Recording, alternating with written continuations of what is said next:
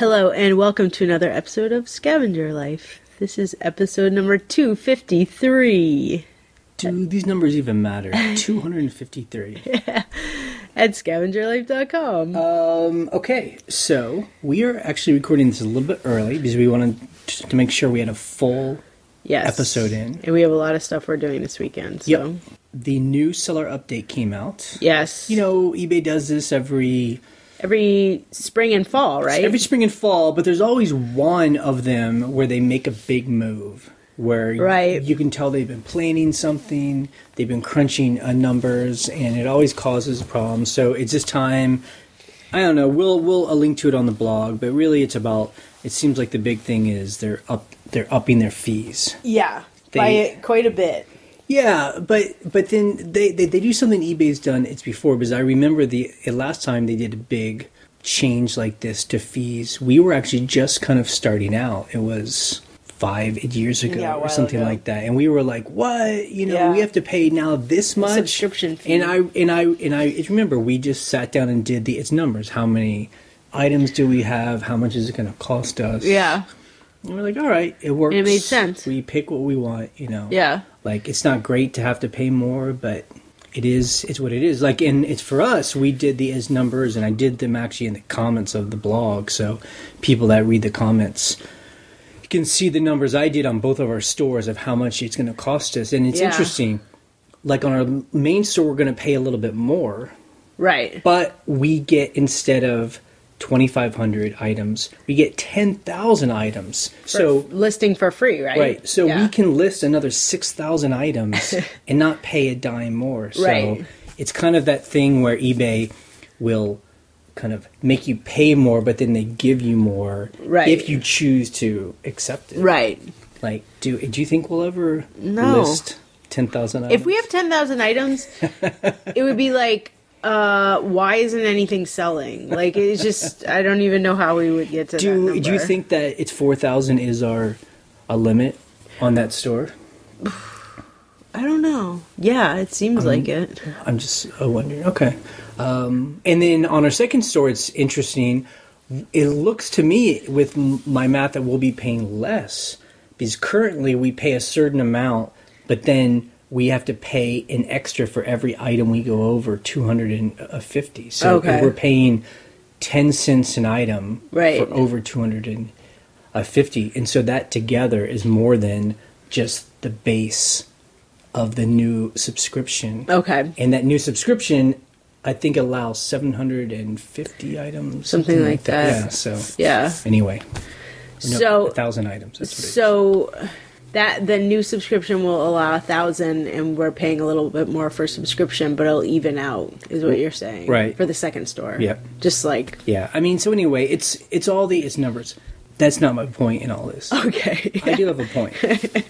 The point is, I think, especially the biggest mistake that new people make, and I guess some old-timers on eBay, is that you either see eBay as it's your ally, or you see eBay as your enemy. Right. And I guess that would be true for Amazon, too. Yeah. You know, absolutely. I think there's some people who sell on these platforms, they just see these companies as their enemy. Right. Just straight off. So anything they do is gonna be bad. You know, and we know those kind of people. They just seem always angry at these companies. Right. And, you know, some of it, they have definitely some reason to be, and some of it I just think seems unproductive. And, you know, I think we try and see these companies, I think they're kind of these nebulous, kind of they're a neutral thing to us. Right. Right, I mean... I don't know, it's hard because on Amazon, I get kind of mad 'cause the fees are so crazy, you know? Right.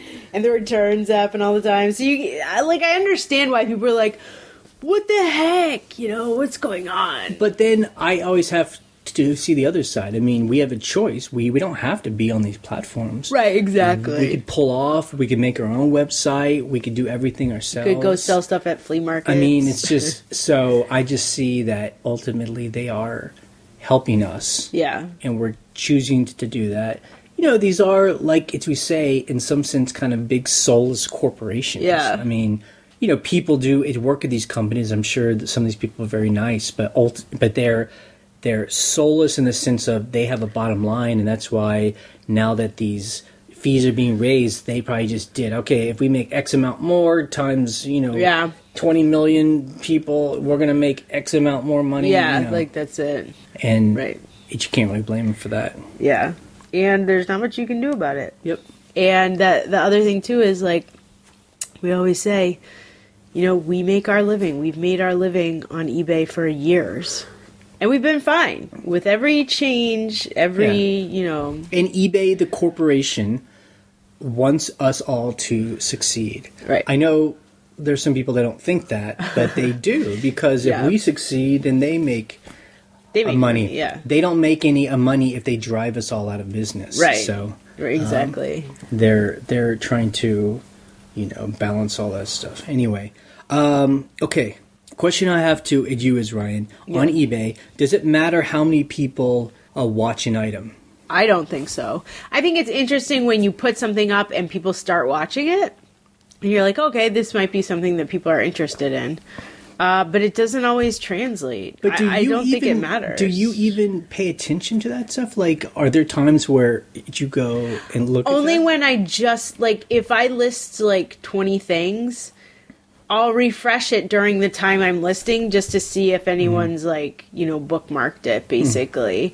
Just to see if there's interest. But then I don't do it again. Right. You know what I mean? It's just, during, are there views, okay, so I listed those fiberglass chairs the other day, and they started getting lots of views pretty fast. So I'm like, okay, hopefully this means, people are going to watch these and want to buy them and stuff. But I don't think it matters to your sales. Right. I don't think it translates to sales. Right, because in the early days, I would watch that because, I'm always trying to find interesting things to help me tell us if we're doing something that works or not. Right, exactly. And so I look, okay, who's watching, how many views, and I would try and put from highest to a lowest and lowest to highest. And really, I just found that 95% of the stuff we sell will never have a lot of people who because it's long tail stuff. I mean, when I will go through our 4,000 items, it's maybe the first 500 seem to have a lot of people watching, above 5. Yeah. And then the next 3,000 items will be 2 people. One person, zero. We might have 1,500 items where no one is watching. And it doesn't matter because it's the whole point of long tail. Right. Is you're waiting for the right person to come along. It's not like you have this commodity that every single person wants and needs. Right, toilet paper. And I did. That's not what I'm selling. This was a week ago, but there were 2 days where I picked 2 random days, and we sold 10 items on eBay. Yeah. In those 10 days, and so one item had 33 people who were watching it.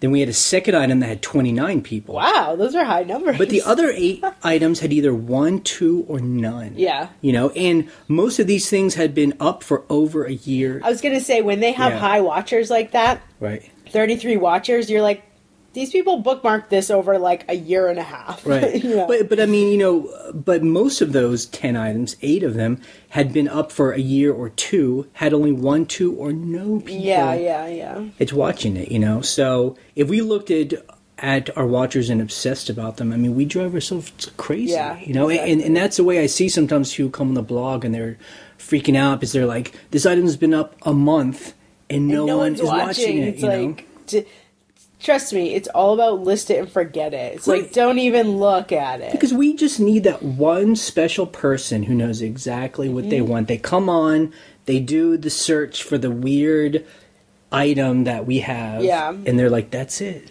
That's the one. I want it. I don't need to watch it. Yeah. I'm going to buy it. Right. And we're like, we've been waiting 2 years for you. We sold a trucker hat a day ago. It was a Cessna. Yeah. Cessna Citation. Right. Just a weird plane and... Weird, expensive plane. Yeah. It's a $2 million plane. There you go. And, and some guy will probably, and he paid $60 for it. Yeah. But you know what? that is a good example of one of those things where I'm like, there are plane nerds, there are pilots, there are people who own Cessna Citations. Right. And those are the people, I'm pretty sure it's probably just a plane nerd. They lived in a fancy part of Los Angeles, though, so maybe they do own a Cessna.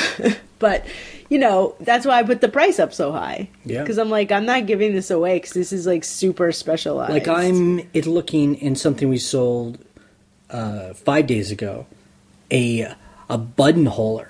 Like yes. a singer. It's like this device that you put onto your electric... Yeah.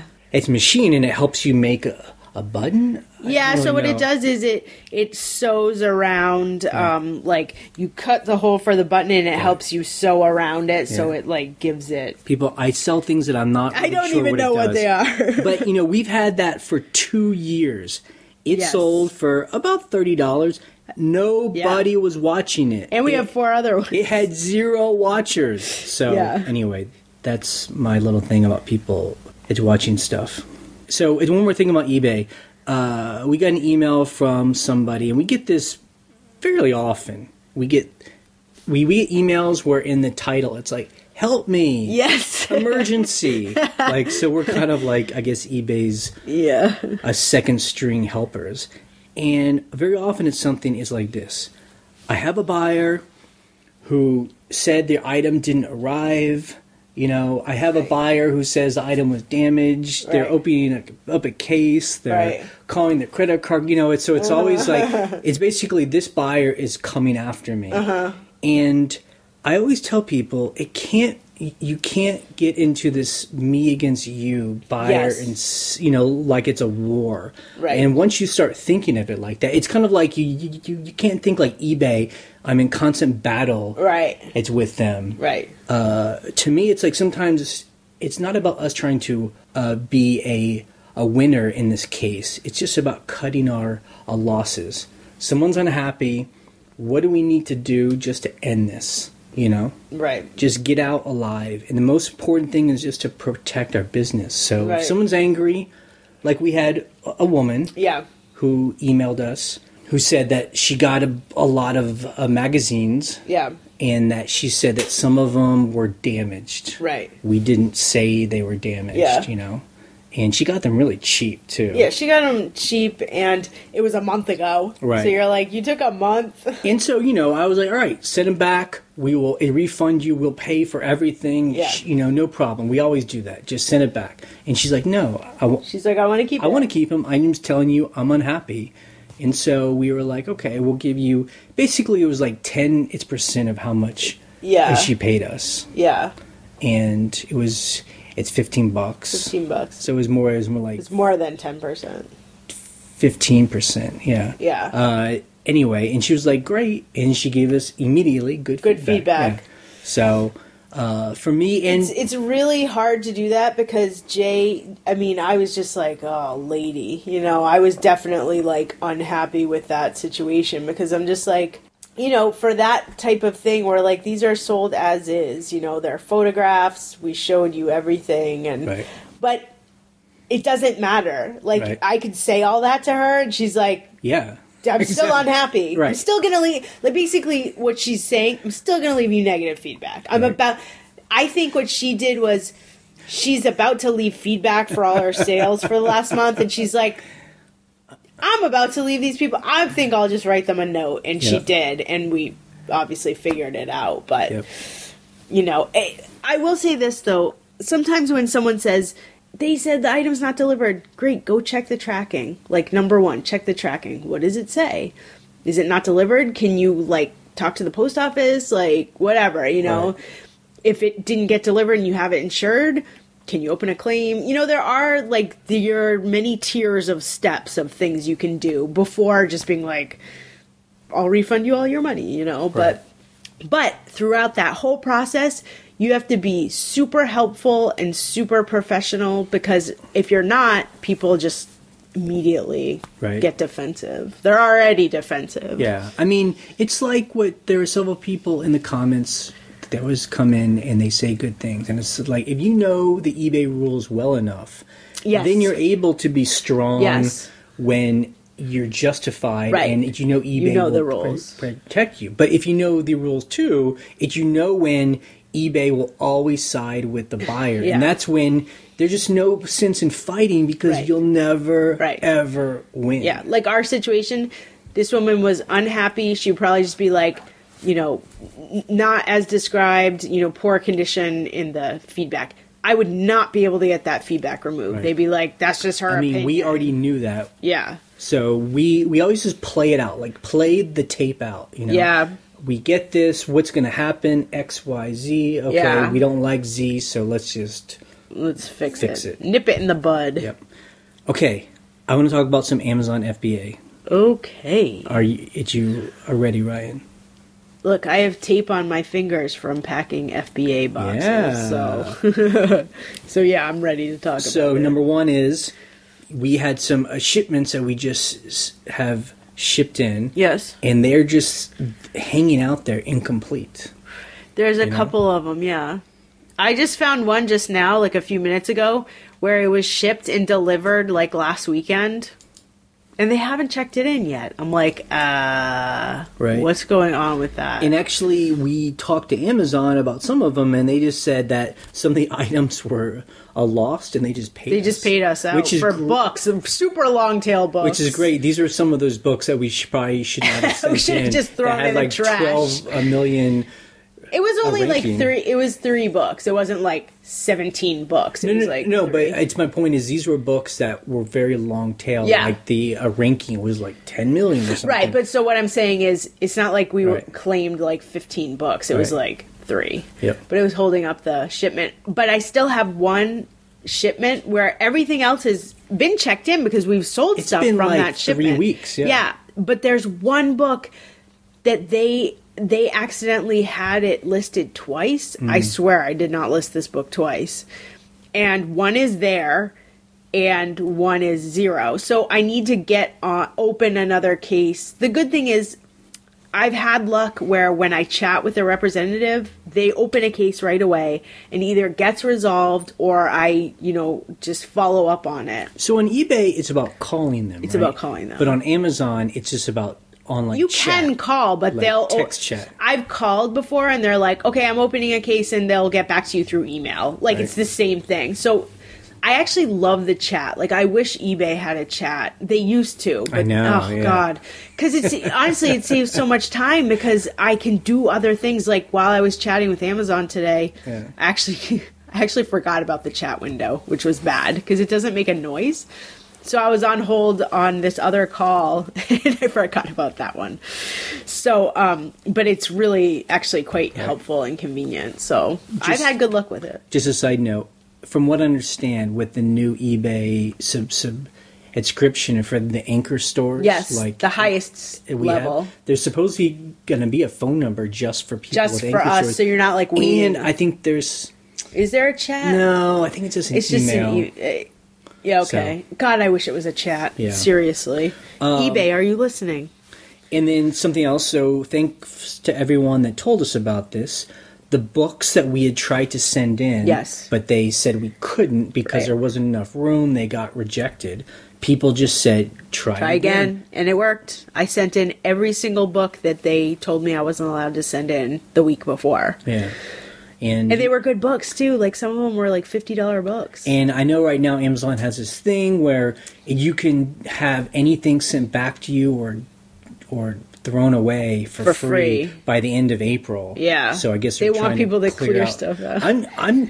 It would not surprise me if they just started to do long-term storage fees on even single items. I'm surprised, I'm surprised they don't do that. I mean, that would kill the people that do have like 5,000 books, individual books, so they can Right. basically just pay a monthly fee Right. without any kind of problem. But I'm surprised they don't have like a 6-month and 12-month long storage fee.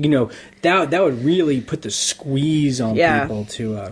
God. Like I FBA. saw this month, we have 700 items in our FBA storage in their warehouse. We're paying $16. I mean, It's kind of amazing. it's not that much, really. It's great. I don't have any of that stuff at my house, so I like it.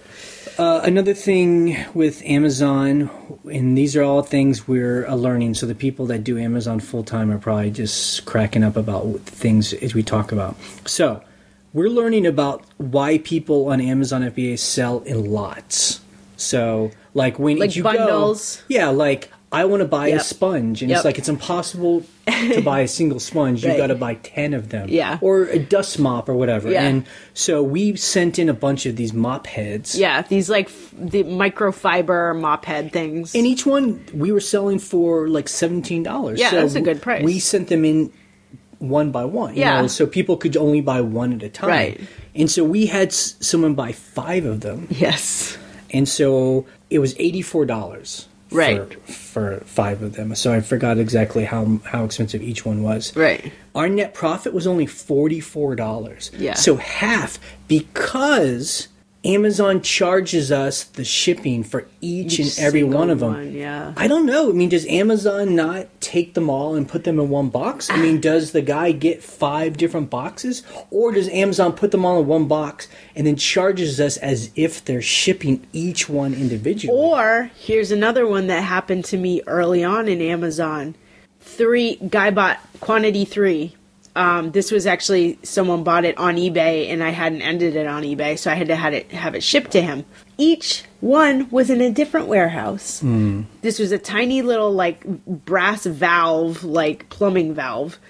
So I got charged 3 times because it was in 3 different locations. So this guy, I had to write to him and be like, my stuff's fulfilled by Amazon. You're going to be getting 3 packages of these tiny little valves. And maybe that was it, you know? Yep. They were in different warehouses. But now that teaches us that when we sell things that we think people might buy in bundles, we should just have sent these mop heads in like packets of 5 or something. Or 3 or something. And then that makes more sense. So now we're learning. I think it also teaches me, like, I know it sucks to ship.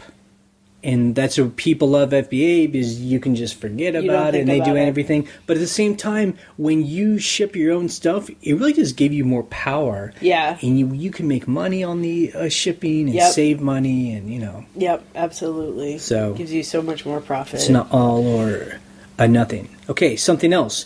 Yes. We went to like a little yard sale. Yes. And we found these 22 sealed little games. Yeah. They're like little card games. Yeah, card games. Yeah. And so we bought them for 25 cents each. Was it? It was 25 cents each? Yep. Yeah.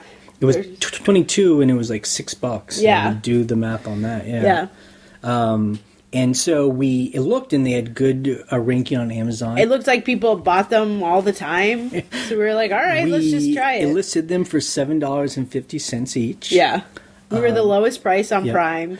But when you think about it, after they take all their fees and it's like nothing. Shipping, we're making $3.75 each. Right. Of them. So we made about $80 when they all sold. Yeah. What was interesting was they all sold within 3 days. I mean, like that. It was our first experience of like having the buy box, I guess. Yeah, yeah. Where, you know, our item was the thing that people saw and people were just buying. It felt great, you know? And what we noticed, and this is like conspiracy theory time, we were like, that day where almost all of them sold, it was on Wednesday this week, we sold so much other stuff on Amazon. And we were like, how is that, like, you know, these are the most random other long tail items selling that day too. And then as soon as we sold the final one of these games, that was a day ago, 24 hours ago, we have not sold anything else. It's like our store slowed down.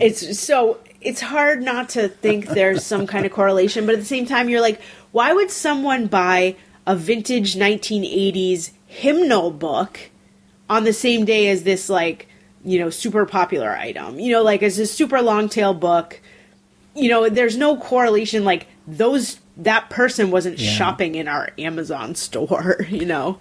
But, you know, again, each of these things we're talking about, like, it's something we're trying to learn, a lesson. Like, if we were just seeing on eBay, I would have never have bought all those games. No, I wouldn't. Like, I wouldn't even be interested because we aren't going to make enough on them to make any money on eBay. But it's worth it, I guess, to send into Amazon, but at the same time, is it worth it?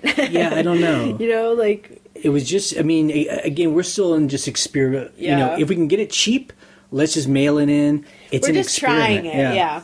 So the last thing I'll talk about with Amazon FBA in our experiment here is people have told us things that sell well on Amazon are like sealed puzzles and sealed board games. I'm just like, I never see those. I don't look for them. We were at a thrift store. I was looking now in the toys. Yeah. Ryan's looking for plushies.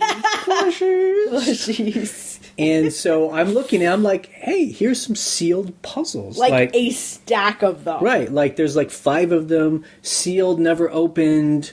I'm like scanning them. I'm like, man, these things are like $22 each. Yeah, I know. And we bought them for like, it's 50 cents each. We send them in.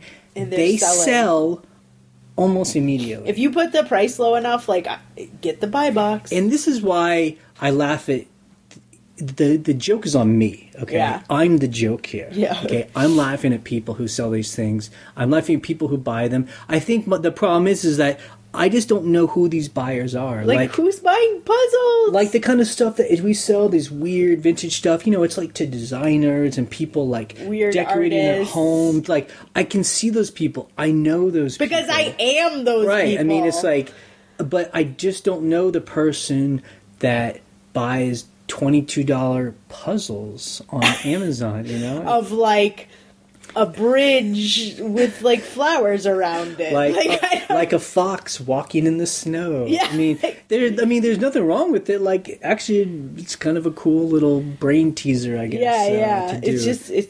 It's just a different group Very of people. Very interesting. Okay. Quiz time, Ryan. Quiz time. Why is eBay fun for you? Real quickly. Why is eBay fun for me? Yeah. Like, you know, we've been selling on eBay since 2008. Yeah. And almost full time, you know, definitely full time since 2010. Right. But almost full time that entire time. I think it's fun for me to find an object that is weird and quirky, and think, I bet someone out there is going to want this. And then when they do, it seems kind of magical. It's like a risk taking. You're like, okay, so for example, a shirt that sold last night was this weird polyester 1970s. It's got this like it's super ugly geometric pattern with like flowers.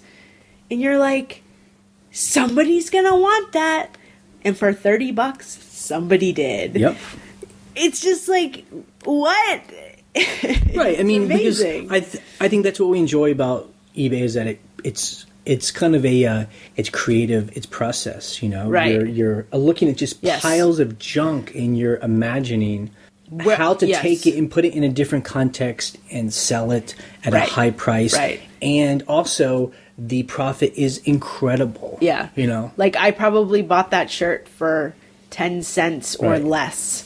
And I love it too because eBay, you can sell almost anything. I mean, really almost anything. And that allows us to not burn out because we can keep switching to new things to buy and sell. Exactly. As our interests change. Yes. So we aren't just selling the same thing over and over again. We're actually like, kind of like challenging ourselves. Can we sell a bunch of chairs, you know? Can we sell shirts? Right. Pencils, you know? Erasers. Right. Markers. Okay. People know all that, so people are sleeping. Let's wake up now. Okay. Why is Amazon fun?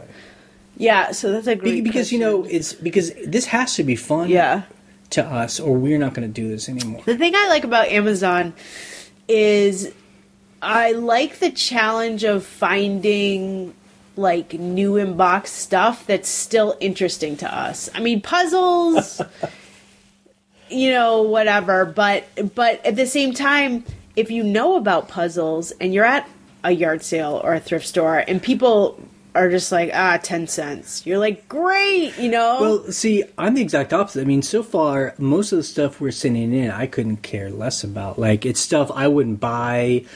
The thing is, it's just like, I've It's said just- it's before, just scanning. It's the stats. Scanning. The stats. It's like sometimes I don't love like those puzzle things, those kids card games that were mailed in and that sold I could like care less crazy. about those. I didn't even know what it was. I don't even know what it was. Until these people are buying it, and then I was like, You actually oh. looked at it. Yeah, right, exactly. And so the thing I love about Amazon and why it's fun is sometimes mindless is good. So unlike with eBay, you know, I've really got to be creative. I got to think like, okay, how are we going to sell describe this? Like, will someone buy this? With Amazon, I don't even have to think about it. It's totally just like, all right, it says it'll sell for $22. Cool, let's do it. Just do it, You know, whatever. And I love that it's truly a list it and forget it. I mean, like for real. If there's a catalog, like the thing that takes a long time is if there isn't a catalog item, you find a random thing that's like, 10 years old and whatever. But it's so fast to list stuff. Like if it's a catalog item, like a set of sheets from Target, you're just like, scan, okay, I have 4 of these. You're done. You're done in like 10 seconds. So like, you made up some boxes that we're going to mail in. Yeah, today. It probably took you 3 hours. Yeah, about that. With, but then there's some breaks in between. Yeah. There. How many items do you think you boxed up? I had quantity on several of them, but total with quantity was like 28 items. Okay. That's good. Yeah. And so there's 28 items that we're going to ship in and never have to think about again. Yeah, hopefully. Unless people return them. Unless people return them. So anyway, that's why it's interesting. And we're getting better with the amount of money we're making. Like Amazon pays every 2 weeks. Right. Or at least to us they do. Our last 2-week payment was about $1,000. Yeah. I mean, I couldn't believe it. I'm like, if we can make $1,000 every 2 weeks on Amazon, like that's a pretty good. Yeah, it's like that's nice. It's not bad. But yeah, it just takes like sending stuff in, consistently sending stuff. I think we've been better too, finding better things to send in. Like that's been a problem so far. Is that when we first started, we're just trying to get cheap stuff because we don't want to pay a lot of money, and so we're sending in stuff that sells for $5, $10. Yeah, just anything. Just like with eBay, we're never going to make any money like that. Right. We've been finding things that sell for high-end. $50 or more. Yeah, exactly. You just become, like with eBay, you become more discerning.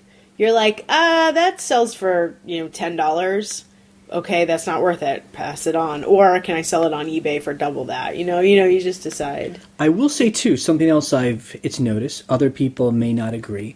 I find with eBay, very often we will wake up and see that things have sold overnight. Yes. Like people who buy on Amazon, in my head I imagine they're night owls. Yeah. People with insomnia. Right. And they get lost in a rabbit hole down some weird search. Yeah. And they're buying weird items that they couldn't buy anyplace else. Yeah. On Amazon, I noticed that for us, very few people buy things for us at nighttime. Like here's my theory on that. Because I wake up in the morning and I'll check, I'll see all these alerts on my phone from eBay.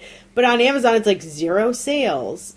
So my theory is they just start reporting the sales till later. No, I think... Really? To me, I think... So the eBay person is like the night owl, insomnia, buying weird stuff. Amazon people, they go to work. They're in a boring office job, and they're just like, okay, I need to buy... fill up my cart. I need to buy diapers and some plumbing stuff. How about this 1982 hymnal? Methodist hymnal. Yeah, maybe so. For $11. Like, that's what I think Amazon is. It's like, it's people at work buying stuff. That's a good point. themselves. Yeah, because like at 9 o'clock in the morning, I refresh the seller app. It's like 0 sales. And on eBay, I'm like, but I sold 5 things at 3 in the morning. But I would love to hear what other people say. Okay. Yeah. Are you ready to do the numbers? Moving on. I asked last week if anyone cared. Some people said they cared about our numbers, so I will keep doing it. Okay, continue. It's tough. Right now is a Friday for us. Our week normally ends on Saturday night, Sunday. So we still have another day and a half. So I'm just going to give you some real general numbers here. So on Sunday we can post better numbers, right? Yeah, so if you want to go to our blog, scavengerlife.com, and you can see the actual numbers for it this week. So I'll just tell you what we've sold as of Friday. It's been a good week. Yeah, I can see that. On our main store, we sold 34 items for almost $1,400. Wow, that's a lot of items. So that's more than $200 a day just on our main store. Good. On our second eBay store, we have sold 9 items for about $400. What? That's crazy. That's great, because we've been selling some, like, I'm going through it, like $40, $60, $50, $65, $50, $40. Great So average price. when we can not sell things for $10, like, things. And then on Amazon... The Amazon numbers, you're like, how can I get these numbers? So on the blog, it's Retro Treasures WV for West Virginia. He was very nice and explained exactly how he's getting his numbers. Yes. Because it's not fair if I just put our gross sales. Yeah. Like our total sales and not say how much. Because that's not the money we pocket at all. Because Amazon is such crazy expenses. So he explained how to find all that stuff. And it makes me angry because there's no page where it just totals it out for you. Like, this is how much you sold, these are your expenses, this is your total net profit. So, he's like, okay, go here, export an like Excel document. A CSV or something, import it into Excel, then do a sum, and then you'll figure it out. I'm like, oh, you're like, God. Really?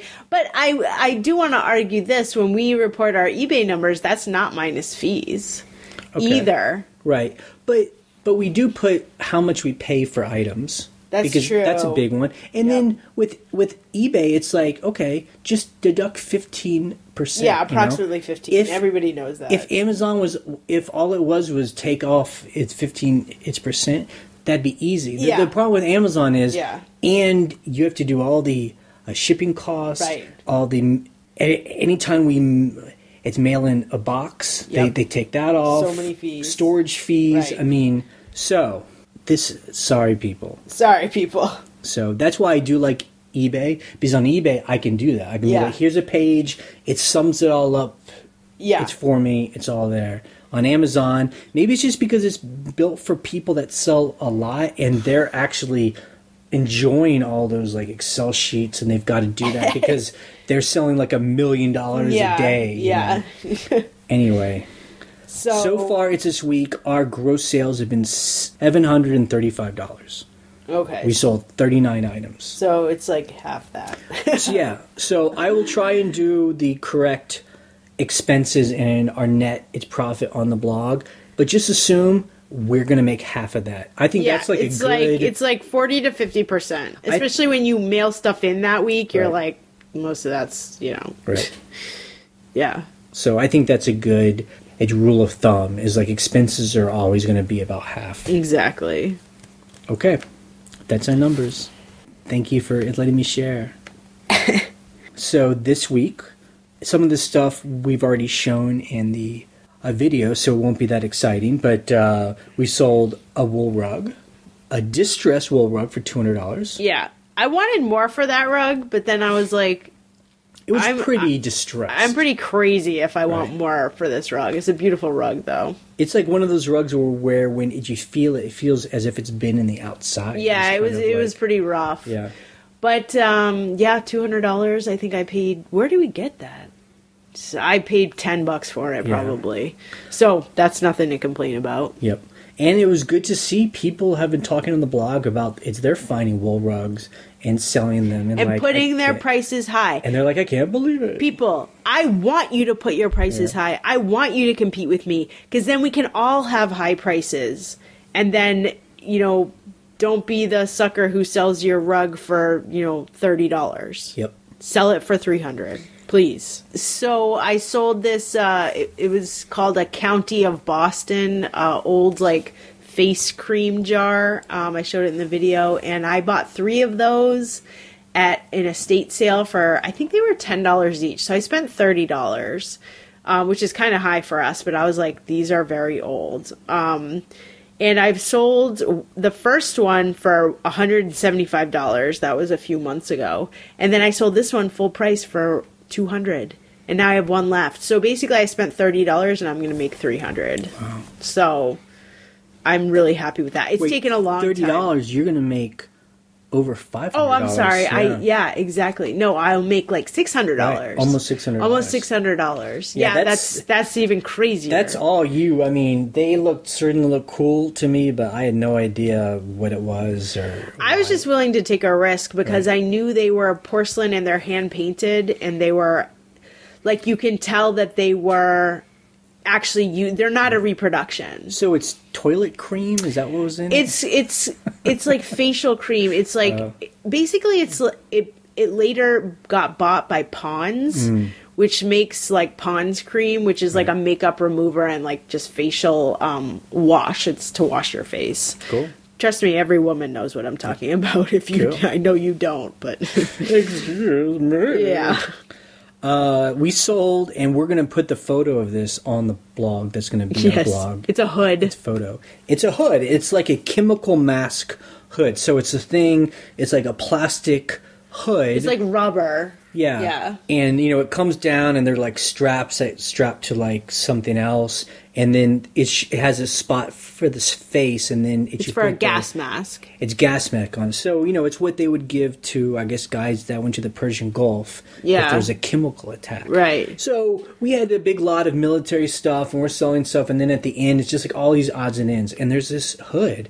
Had nothing else. No other part with it. Right. So this is like why we love eBay. So we were like, okay, I'll put it on. Yeah. You take a picture of me. We'll definitely put like chemical hood thing, but we'll also put like zombie Halloween zombie mask, apocalypse or whatever, which is what it's perfect for. And it sold for $15. Some people sold it for $15. I mean, we've been able, like when we were doing military surplus, we were able to, all these little weird odds and ends that you find at the bottom of the bin. A lot of times, especially with military stuff, I mean, they print right on there what it is. Like on every piece of military gear, they're like, this is a such and such. This is when it was manufactured. So you're like, this is what it is, even if you're like, I have no idea what this is. And we've always sold that stuff because people are like, I need this replacement part, So that was good. That was good.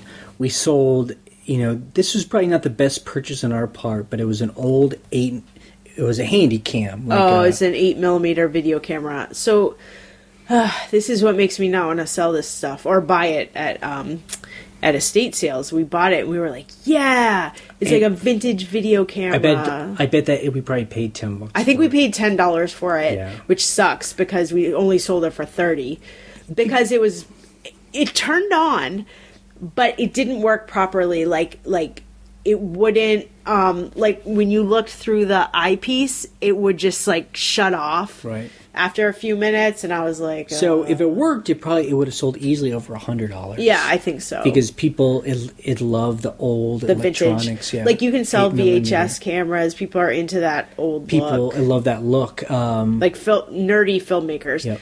But so the guy gave us an offer and was like, because of the shape it's in, when you take $30, I'm like, yes, I want it gone. Glad it was gone. So that was good.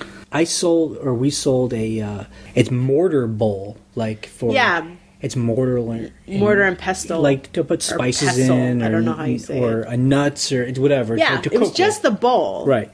And it looks like soapstone. I don't know. It might be marble. It's nice. Yeah, like it's heavy duty. And we sold it for $30. The funny thing is, after I bought it and we put it online, we were at IKEA.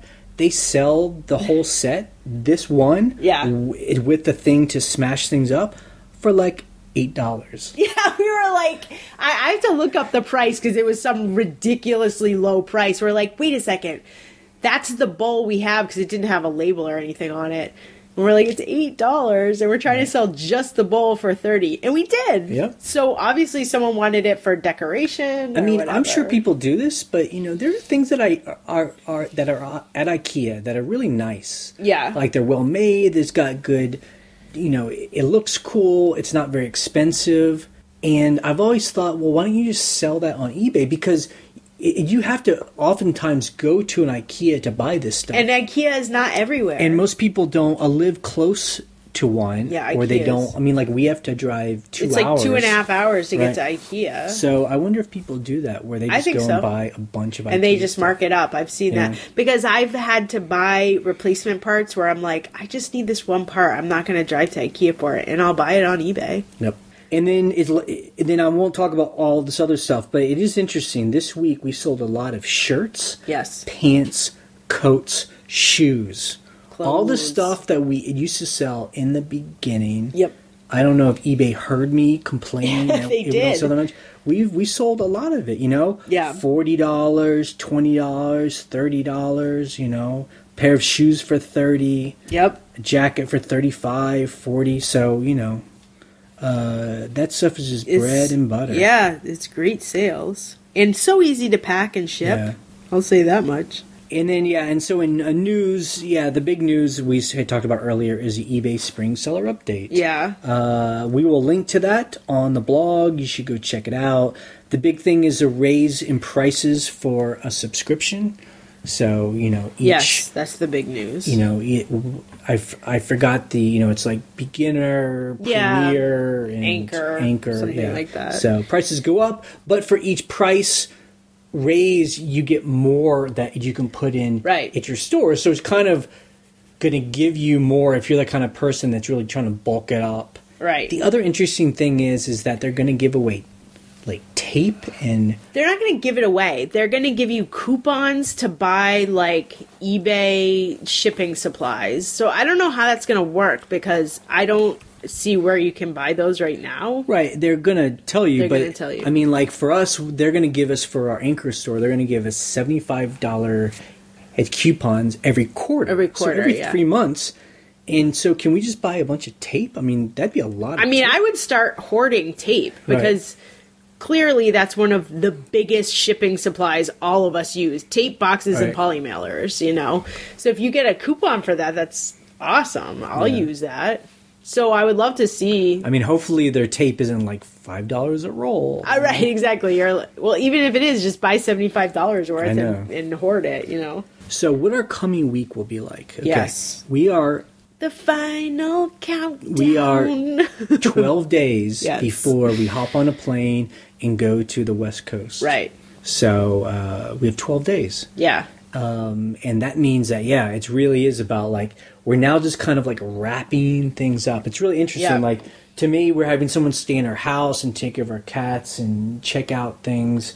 So the big thing is just cleaning our house. Yeah. So we have piles of stuff that I have to photograph. To get it out. And pack and put away. Right. So our house is just neat and clean. Yeah. I always kind of enjoy it at the end because our house is as it should be. Right. You know, presentable, it's livable, and then we'll come back and then everything will explode again. That includes me like scrubbing the bathtub and the sinks and like it's like we actually clean our house. I'm like, oh no, I actually have to clean the house. So I have to do all these books in front of me.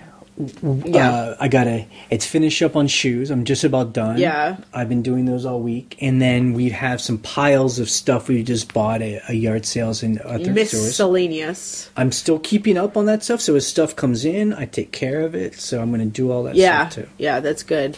You know, I have to send stuff into Amazon because it would be great to just bulk up on Amazon while we're away for a month. Is everything in? Yeah, so there's a stack of books, and so we're looking at these specialized books that we're looking at right here, and I think that there are going to be several that I want to send into Amazon because they're just not rare. Right. Do the rare ones depending on where they sell, but probably on eBay if they're first edition. Right. And then the rest will go to Amazon. So that's going to be you and me sorting through those. Right. So we have to balance it's wrapping up our eBay and Amazon. Wrapping up Amazon. And then also just cleaning the house. And for me, I need to prep all my tech gear for going across the country. Cool. So, yeah. And then I just want to say that at the beginning of this week was the beginning of April. You did our monthly, numbers from last month. So, I encourage people, because I know it's tax time, people are probably busy doing their taxes for 2015. The way this gets easy is at the beginning of every month to do everything from the previous month. Do your bookkeeping. So on the first of the month, I have like a list of stuff that I do. And that is, do our bookkeeping in GoDaddy and make sure everything is categorized. Make sure the bank accounts are synced. I have to sync some of them manually because we have really little banks that like can't hook up automatically. So you just like, it was a good example. We had a bunch of expenses last month because we put money into the new house that we're refinishing. And Jay looked at GoDaddy and he was like, what are all those expenses? And then what was awesome about GoDaddy is you can go in and there's like a little pie chart and you're like, oh, it was all that money from the other house. Yeah. You're like, what did we spend all that money on, you know? So that was really helpful to look at. Yeah, so if you're pulling your hair out because of taxes, start doing that. Do it now. Yeah. Do it during the year. Because when tax time comes for you to do your expenses, it took me like an hour. Yeah. And even less if I were even more organized, you know. Yeah. I don't even know how I could be more organized, but you know. Okay, so we are going to listen to questions on the voicemail, and you can always call us and leave a message and ask a question or give a comment on something you have heard. The phone number is 540-407-8486. And just a reminder, you have 3 minutes to leave a message. Several people got cut off recently because they were talking. So 3 minutes is the limit. Okay, just real quick, we have a lot of messages that came in because these are from the past 2 weeks since we had a very short podcast a week ago. Hey guys, it's Margaret. I was just listening to your show, the one where you found all the chairs, and I'm planning on trying to ship bigger items, and I was just curious, how are you shipping those things? Are you going to sell them locally? Yeah, thanks a lot. I'm enjoying the show. Talk to you later. Bye. Okay, yeah, these are local pickup items, so I am not going to ship those chairs. If someone wants to have it shipped, they can go through uship.com. As you saw with the tiki pole, we actually were willing. I didn't have to pack it or anything, but the measurements were correct that I just gave it to, UPS, and I had gotten a quote, so the person was willing to pay for the quote. So if someone's willing to have it packed and shipped, I will accommodate that, but I'm not going to pack it and ship it myself. Right. And I mean, it's interesting. With that tiki pole, it actually, even though it was huge, it's like 85 inches long, it still fit within the dimensional weight. So it's interesting, and it was really a great experience. We just had to drive it there, drop it off, and the guy was like, yeah, I'll take care of it. And she paid for it all, and it was great. Yeah, so it was a good experience, and I would be willing to do it again if I can get, a good quote from, the UPS store or the FedEx store or whoever. But basically, when we're selling furniture, it's like two kinds of people. Number one, it's people who buy its furniture online. And they get it. And they're designers, they're rich people, like they understand it costs cash. And they understand about paying for like white glove service where someone comes and grabs it. It's called white glove. Like, and they don't blink an eye. They're just like, when am I going to get it? That kind of thing. But then there are the other people, and it's more common. They're people, it's like us. They're like, I like it. I really like it. Yeah. How do I get it to me? Right. And then we're like, just call this company and they'll ship it to you. And they've never done it before. And they call, and it's like, it's so much money. And they're like, that's crazy. I'm not going to pay that much money. Yeah, and you're like, I mean, what was so crazy about the tiki pole was it ended up costing $100. And I had overestimated a little bit just for a buffer. And I was like, I'll refund you when I get the receipt. And she couldn't believe how expensive it was. Yeah. And I'm like, $100 to ship a 7-foot wooden pole that weighs like 40 pounds across the country? Right. That's cheap. Right. Are you kidding me? It's just weird. You're like, would you think it was going to cost $20? But for the most part, we've done very well with furniture, and especially if you live in an area that has a lot of urban stuff around you. Yeah. People are willing to drive and pick it up. Yeah, I mean, people have driven. People think of it as an adventure. I mean, we've done that. I've done that. Where it's just like an adventure to drive 6 hours to go get something we want. Yeah, for the right price. Yeah. Hi, my name is Marcia, and I'm calling from Florida.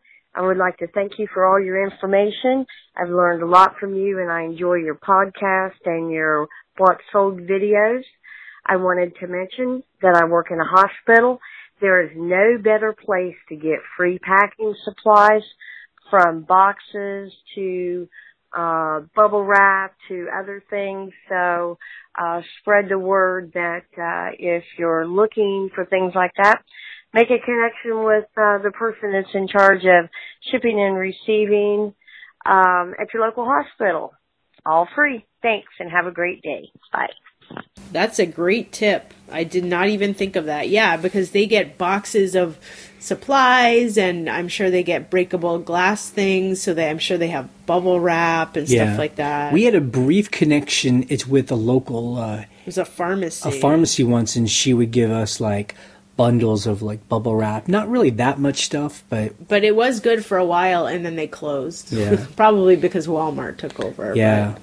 And actually, we've been going to the alcohol store to get... Yeah, in Virginia, it's a state-run store. It's the ABC store, and they're really nice there, and they'll give us boxes. The only thing about boxes from the liquor store is for all carriers, you cannot ship alcohol unless you're licensed to ship alcohol.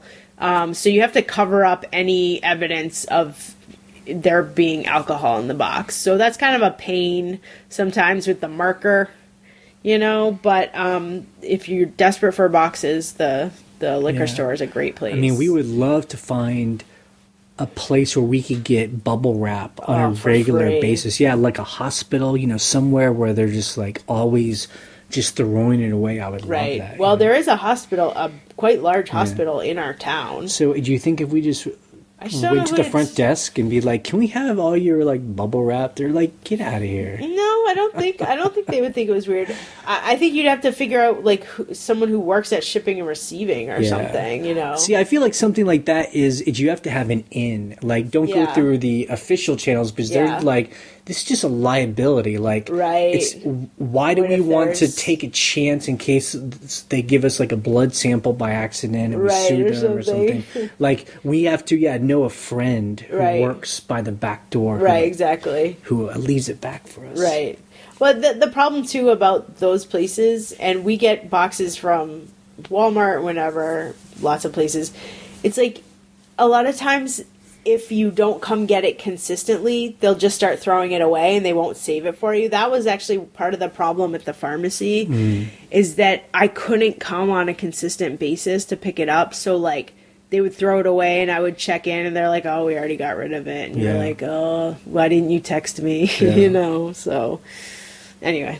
Hi, you two. Eve here. I called to berate you.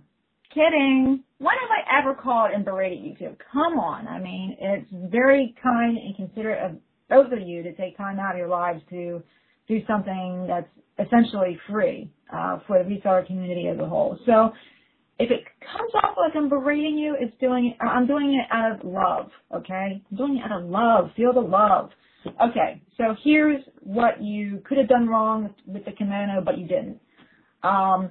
What a lot of people miss, first of all, I think the price that you got for that is very good for eBay. It's got damage to it. There's some issues with it. I think you got a really good price. I know, gee, thanks, pound the back, right? But where people screw up is kimonos, especially with ones as well made as the one that you have there, sometimes they'll have a family crest or an imperial crest called either a man or a kaman. If you go online and look, they either embroider it close to the seam or they hand paint it on the robe somewhere. They're very, very easy to miss. I had sold one in my life, and it was one of these things where it was literally buried in a box of textiles at a museum decessioning. The people that threw it in there did not understand what they had because they didn't look. They were also very easy to miss, but you can usually a decent one and even reasonable condition. If you had something like that at Brimfield with the Mons, you could probably get several $100s for it. They generally retail around $850 or so. So that's that. But look that up because if you see that people miss them all the time, and you'd be surprised. You can come across them and not realize that. Japanese textiles in general, I find are a little slow to sell. That may have more to do with their economy right now, more so than anything else. But I would say over the past 5 years, prices have been soft for Japanese textiles as a whole. So I think what you got for that robe is fantastic. Second thing is, guys, you have to be, in my opinion, you have to be careful with Amazon and kind of talking about what you're selling on Amazon, because it only takes a few people to give you a negative, and what that does, if it happens close together, it triggers the Amazon kill bots, and they will literally close your accounts because people are trolling you. So you have to be very careful about when you speak about that. Okay, guys, have a great week. Not berating you. See ya. Yeah, so I also thought I got a good price for that kimono because it was in rough shape. It was well made, but it had been worn, like someone wore it for years. There were holes, there was stitching, there were stains, you know, all that. I did not see a crest. I looked around a lot to see if there was any kind of, you know, maker's mark or tag or anything, and I didn't see anything like that. So, yeah, I sold it for $120, and it was rough, you know. Eve said we did a good job. Yeah, she did. Hi, Jay and Ryan. This is Rachel. I am a faithful listener of your show. Thank you for sharing all of your experience and for creating such a great community that also shares their experience. I have two questions. I'll be fast. First question is FedEx Smart Post. Do you have any experience with it, and have you had good luck with it? I heard about it on your show, and I've been using it a lot lately because it's so much cheaper than Priority Mail and Parcel Select. But I just ran into a problem. I had something that was damaged in shipping, and it was packed very well. My buyer said it was packed excellently, but it was damaged. And so eBay informed me that I should file a claim with FedEx. FedEx denied the claim because they said in order to approve the claim, the FedEx carrier would have had to put a label on the package saying it was undeliverable due to damage. So apparently it might have been damaged by the post office when it was handed off to them, and it doesn't sound like there's a way to file a claim with USPS. So I'm out of luck, and it makes me reconsider using FedEx Smart Post in the future. I just wanted to find out if you've had any experience with that, if there's a way that you would know of to get a claim approved.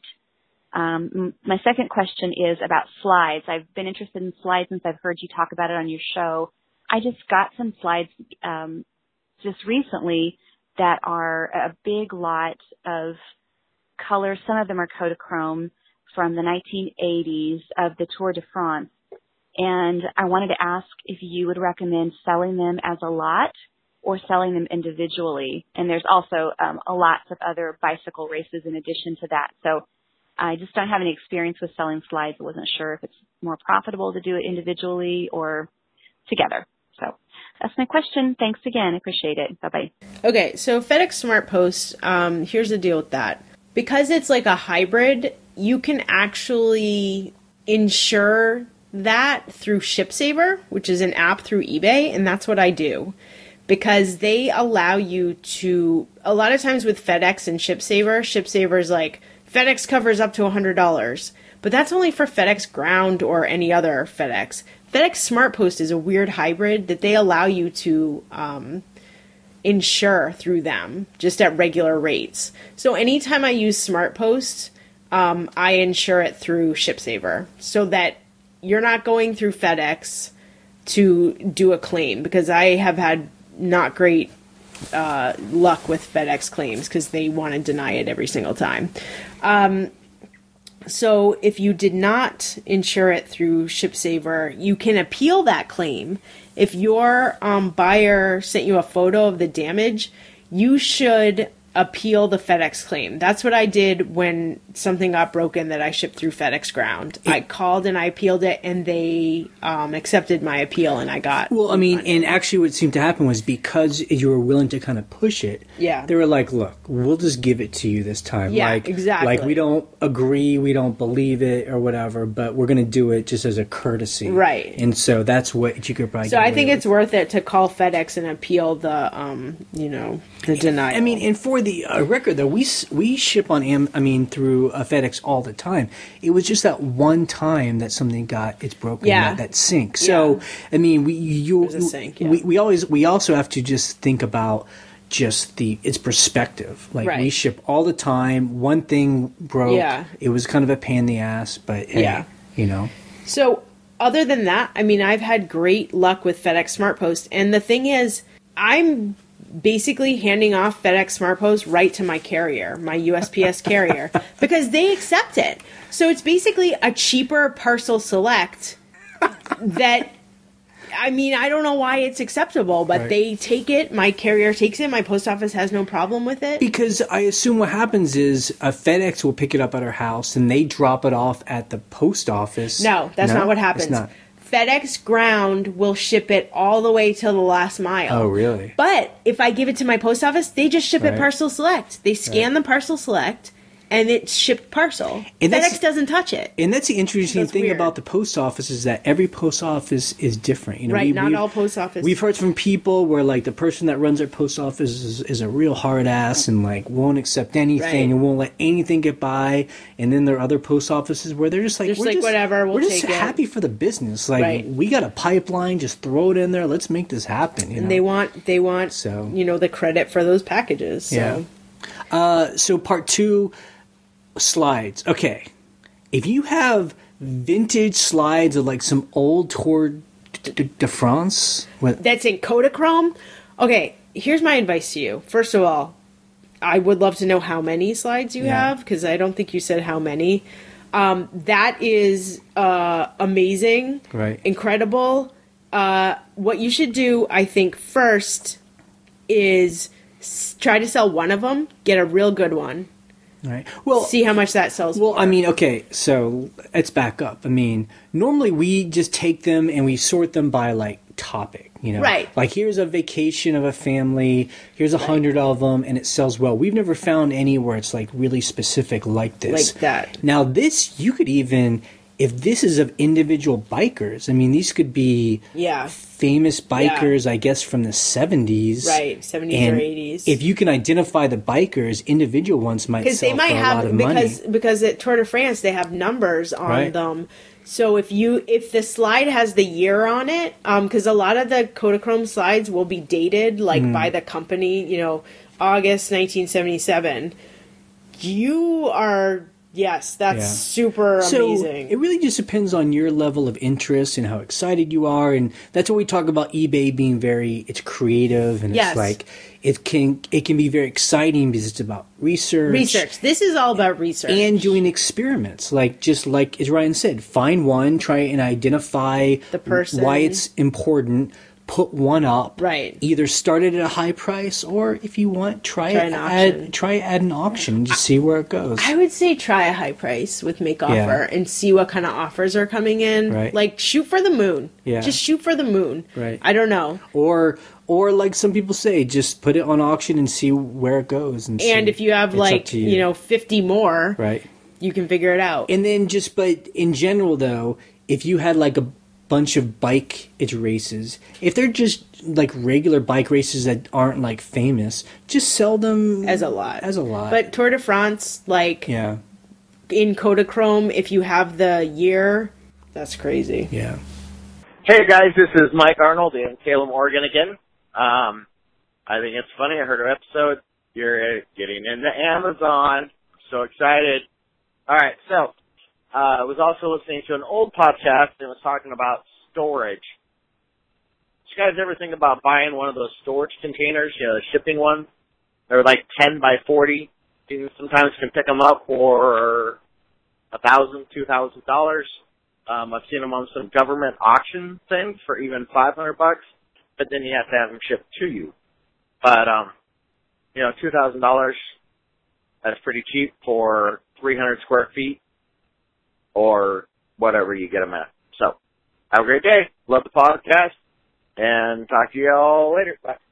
Yes, we have thought about buying a shipping container. So, Mikey and Wendy that started this podcast with us, they actually moved to a place out in the desert, and they actually bought 2 of these containers. Yeah. And they cut doors out in them and put them on on piers. They put wood floors in them. Yeah, I mean, so, one's an office and the other's like a storage container. So they've done that.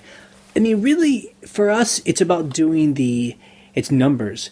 Buying a container by itself is relatively inexpensive. Yeah, they're cheap. But then getting it shipped to you, putting it on an acceptable, like, pier or slab or something. And then, cutting, like, a door in it so you aren't having to, like, undo some big, huge, gigantic thing. Like cutting a proper door. I mean, all that starts adding to the cost. And really, we've done its numbers, and just there are storage companies where you can just buy, I think we're going to get like a 40 by 20, something like that. Yeah. And then it's like 10 foot tall. Right. And it's going to probably be about $8,000 installed. With everything done. So, and it's going to be huge. I mean, a shipping container, they aren't that big. Right. So I think the building will get built will be twice as big as a shipping container.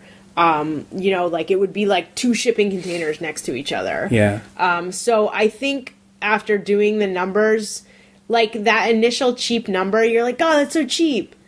But it all adds up to be almost, close to what. But it's a good idea. I mean, it's a again, too, it just depends on what people's kind of like ideas are of what they need. I think a shipping container just isn't big enough for what we're looking to do. We're trying to get all of our stuff into one building. Thing. Yeah. Because, man, having it spread out to like 3 different places is crazy. Yeah.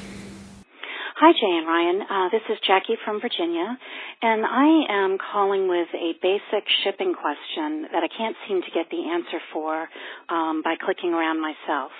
I have a heavy set of flatware listed. It weighs around 8 pounds. So I have already looked at my shipping options and have discovered that the medium flat rate box is the right dimensions. It's sort of the elongated one, almost like a game box. So when I go to the listing and look at my shipping options, I see a large flat rate box, but I don't see the option for a medium flat rate box. Additionally, I'm using a lot of the padded flat rate envelopes, and I don't see that option in the shipping drop-down. I guess it's services, calculated shipping, at the point of listing. I can see all of those options when I'm actually at the point of printing a label. So my question is, am I missing something? Are there some kind of parameters I need to set up? I did actually call eBay, and that was frustrating. I did not get a straight answer. Frankly, I ended up hanging up because it was so frustrating. She wanted to change everything to flat rate and have me enter the cost, which I can understand doing that, but I'm thinking if the USPS postal rates change, I would have to go in and manually update everything down the line. Being at over 1,000 listings, that would just be craziness. So any help you can give me in regards to a very basic shipping question, I'd appreciate. Thank you both. Bye-bye. Hi, Jay and Ryan. This is Jackie again. Okay, I guess this is why I didn't get grades in school. I do actually now see the priority medium flat rate option on my screen, and it was when I went and changed the listing to flat cost to all buyers. However, it is wanting me to enter the cost of the box. So one of the aspects of my question is still there. If I was to go out and get sort of the commercial rate from their website and punch that in, I guess if rates changed, everything would have to be manually updated. Another thing, now that I think of it, I'd like to add on is I had an item sell this week that I had in the global shipping program. The buyer was from Canada and actually emailed me asking me if I could not participate in global shipping program with that item and mail it to her First Class International. I actually didn't get back to her right away because it was quite late at night when she sent the message, and I figured I'd just deal with it in the morning. A little bit later, the phone went ka-ching, and she purchased the item. In the morning when I went to look at the listing, it had been thrown out of the global shipping program, and the way that it was thrown out of the global shipping program was that she requested an invoice total. And she was actually able, at that point, to put in the service that she wanted to use, which was the First Class International. When I went into the listing at the point of sending an invoice, she had already selected that option. I actually sent her an email and asked her how she managed to do all that, but I haven't heard back from her, and she hasn't paid, so maybe the sale won't follow through. But there's been a lot of talk about opting in and opting out of Canada, and I found that rather interesting because I know people were canceling sales and relisting them and doing all kinds of things. So another interesting backdoor aspect, I guess, to the whole process.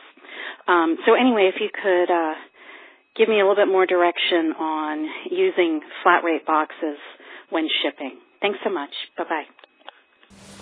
So first, to address your flat rate thing, you should not have to put in the price of flat rate shipping. That should be calculated. Now, you should have been able to have a drop down in the listing menu of calculated shipping for all buyers, not flat shipping for all buyers.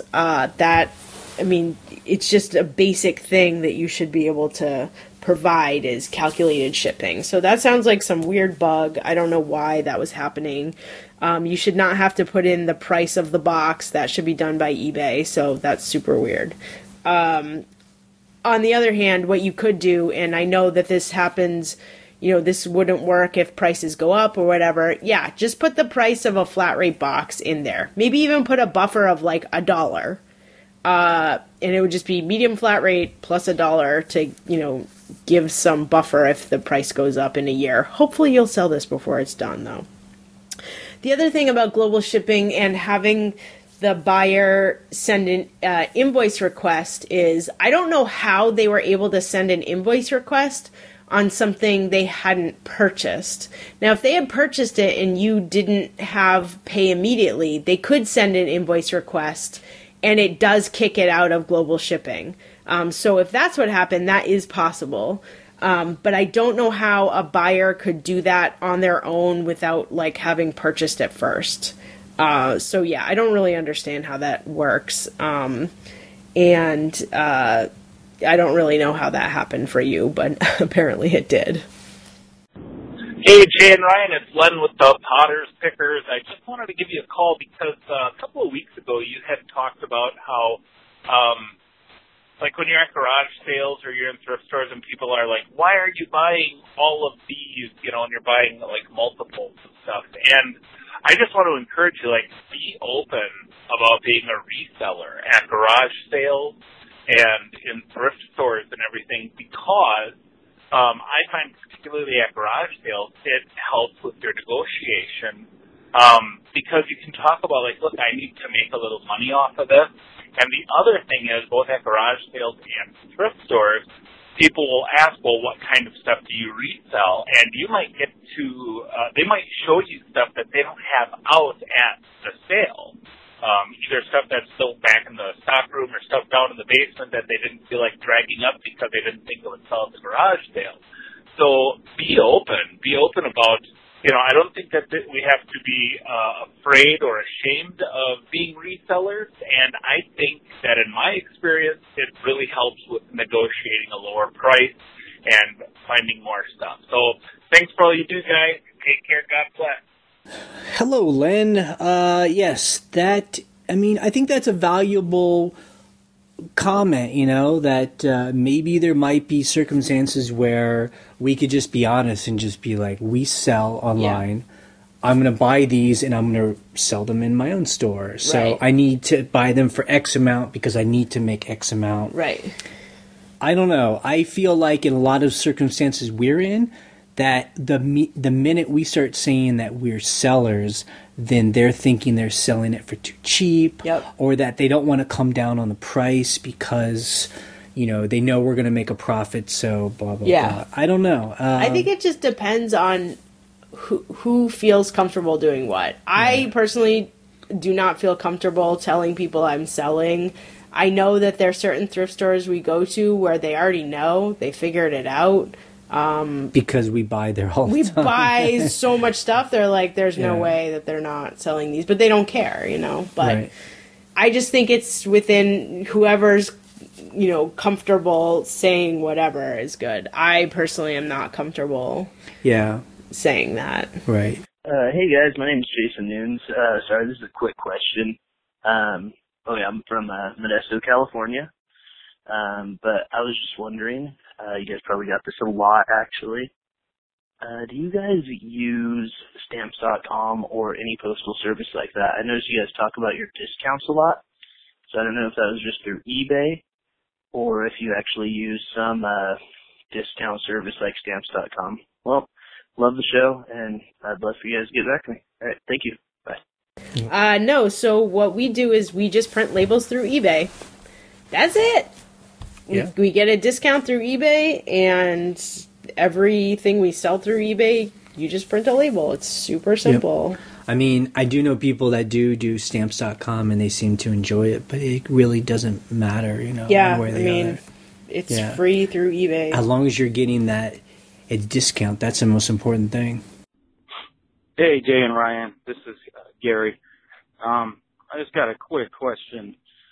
I've been selling, it'll be a year in June where I started focusing on this. I did it very occasionally before then. I've called in before, and I work 45 hours a week, and I do this on the side, another 20 or 25 sometimes, just depending on how busy it is. But I'm starting to notice one or two of the things that I've been selling, and I know you say not to focus on one thing, which I'm trying not to, but I also don't want to give up on something if it's making me money. But one of the two of the things that I'm selling is starting to be much harder to come across, and when I do find it, people are wanting too much money for it at yard sales and whatnot. So my question is, when do you give up on an item where it's just not worth your time anymore? I can remember a few years ago, again, when I did this very, very part-time, just when I found something, where I would buy broken iPhones, fix them, and then resell them. Well, now it's really fruitless to do something like that unless you catch someone that just really needs money, because now the phone companies will buy back the used iPhones for sometimes $200, and people know that they can just get on the Facebook buy-sell trades and sell them for, the same price. So when is it that you give up on an item where you're just like, this just isn't worth it to us? I know that Jay says he can't stand when you get a seller who will sell an item for next to nothing where he knows the other person's not really making any money from it.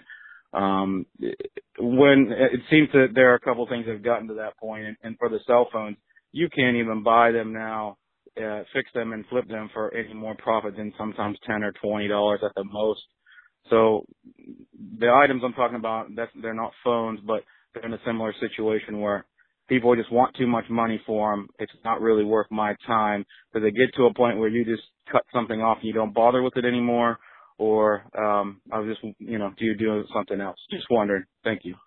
Okay, because we aren't talking about like a specific item, it's hard for us to say, but generally, if it's something like a phone that now has become very popular, like when I'm on the Reddit forum for it's flipping, it seems like there's a lot of younger people on there, and they're all about going on Craigslist, buying old phones, and then they resell them on Craigslist or to other places. Right. And it seems like it's a whole thing now. Yeah. So whereas a year or two ago, doing phones was very easy to do and make a lot of its profit, now it's not. Yeah. I'm not sure if so if it's something like that, then that's just the way it is.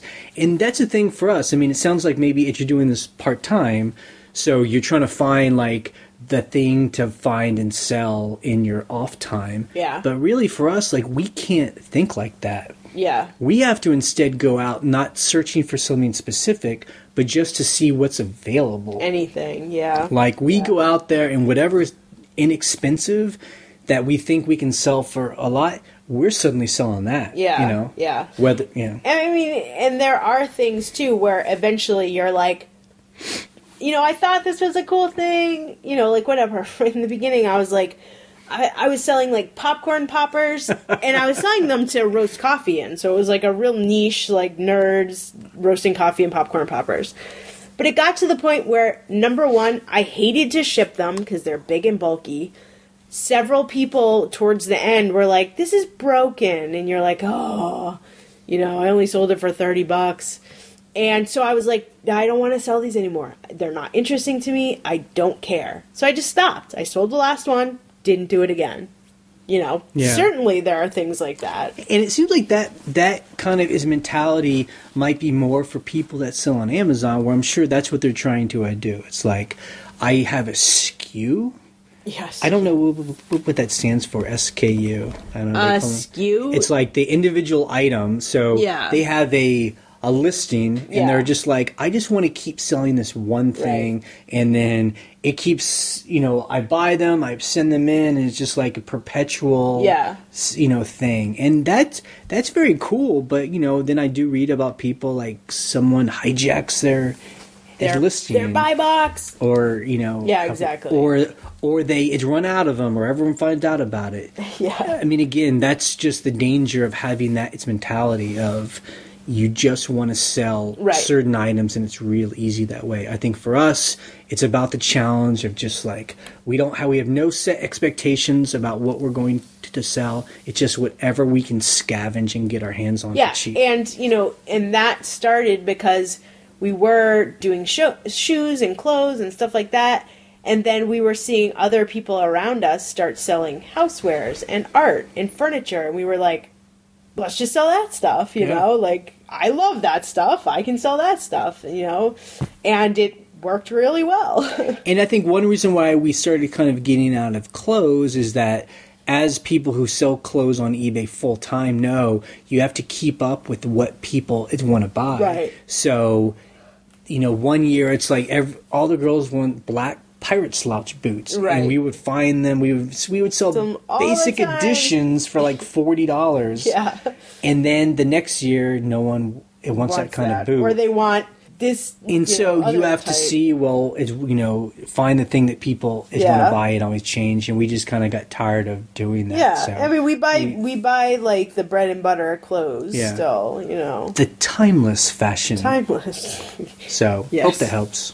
Okay, so that's it for the podcast today. You can check out our blog at scavengerlife.com for the links that we talk about and join the conversation.